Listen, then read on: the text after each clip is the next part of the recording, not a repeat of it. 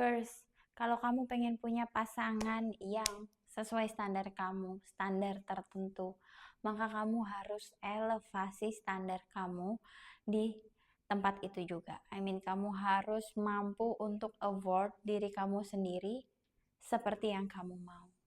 Kenapa harus seperti itu, Kak?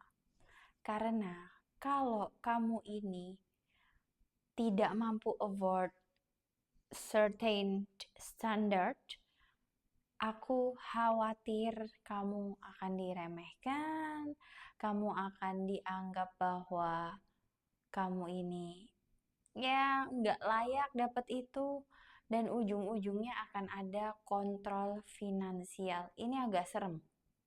Ya, oke. Gini ya, kontrol finansial. Apalagi kalau kamu ketemu orang yang menganggap bahwa dia ini punya power secara finansial. Nanti kamu bisa mendapatkan abuse yang luar biasa ya, baik secara verbal, fisik, dan lain sebagainya. Mental kamu bisa dihajar. Dan kalau kamu nggak nurut sama dia, nanti dia bisa mengancam kamu dengan, oke, I will take this back, I will take that back, oke. Kamu nggak akan aku kasih uang, kamu nggak akan ini. Mobil aku ambil, ini aku ambil gitu. Ini adalah orang-orang yang nggak sayang sama kamu sebenarnya. Makanya kamu harus berdaya sendiri. Bukan untuk membiayai dia, bukan ya. Beda. Ini bukan kita menjunjung tinggi Mokondo dengan menjadi independent woman, tidak. Jadi ini untuk diri kamu sendiri. Oke? Untuk keamanan diri kamu. Kamu harus punya dana darurat, kamu harus mapan secara finansial juga. Kenapa? Karena untuk jaga-jaga perlindungan diri kamu sendiri. Oke, bukan karena gini, Kak kamu kok suuzon sih ya? Kenapa kok kita harus berdaya untuk jaga-jaga? Gini sayang, itu namanya memanage, mengelola risiko namanya, ya.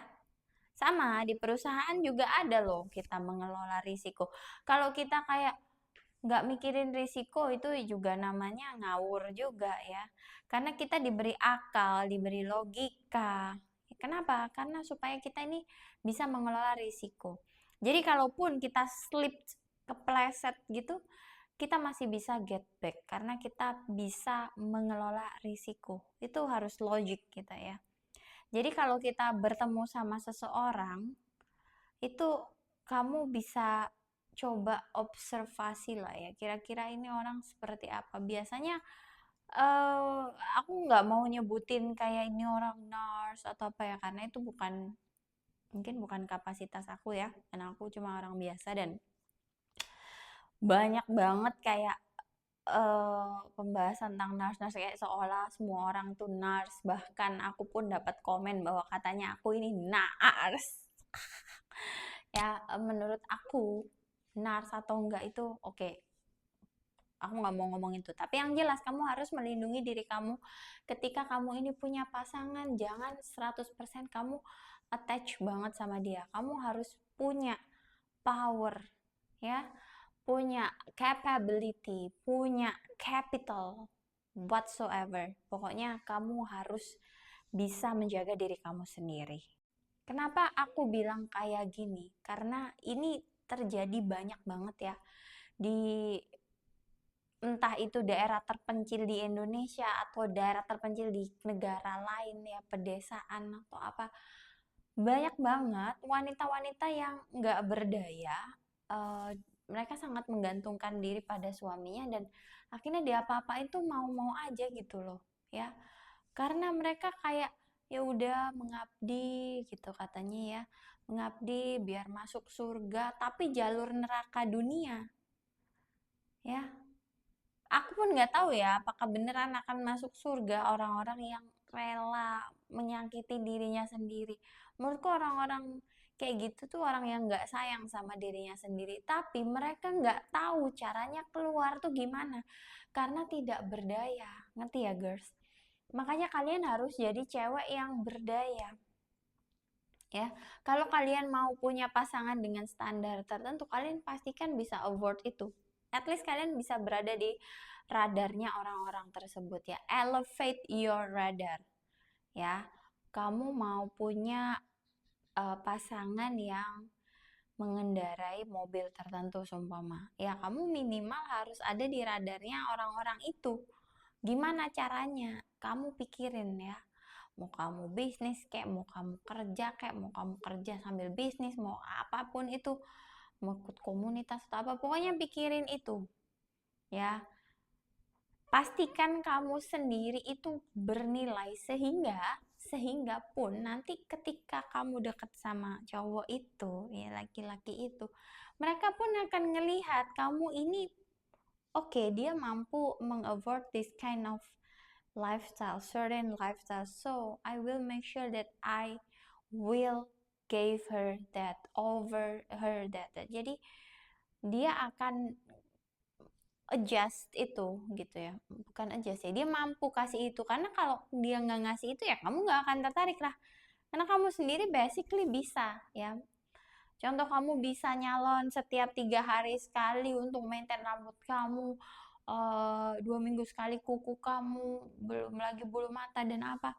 Jadi kalau dia ini mau kamu ada di hidupnya ya dia harus afford itu, dan dia harus nggak masalah sama itu ya.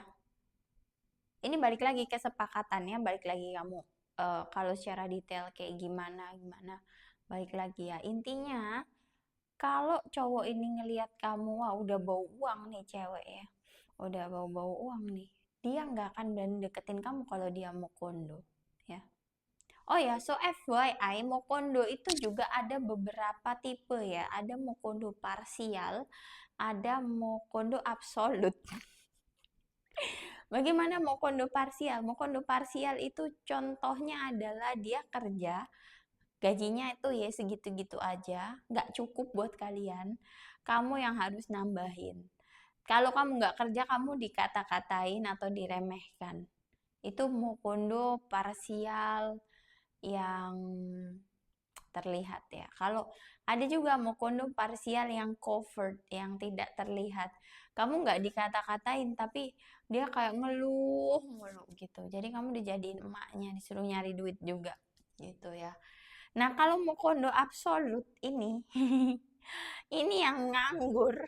Udah nganggur, nggak mau KB, nggak mau pakai kondom, nggak mau keluar di luar, istrinya dihamilin mulu, disuruh kerja juga, itu namanya mukondo absolut. Itu tadi ada diversifikasi mukondo ya, parsial dan absolut, dan menurut aku dua-duanya harus dihindari ya. Dan gimana sih Kak caranya assess cowok yang kita baru deket atau apa? Pokoknya intinya jangan buru-buru. Kamu kalau deket sama cowok itu at least nih buat oke lah dia oke, aku mulai membuka dia tuh, at least tuh lihat effortnya dia tuh gimana sih gitu ya. Dia mungkin gak hanya cuma materi, tapi memang harus lihat dari materi ya, karena cowok itu modelnya kan dia modelnya emang invest. Kalau dia suka dia akan invest gitu ya. Mungkin dia kasih hadiah kamu apa-apa, nyamperin kamu, invest time, energy, money, whatsoever to you, oke? Itu kalau dia suka. Kalau dia invest itu berarti dia suka. Itu baru dia suka ya.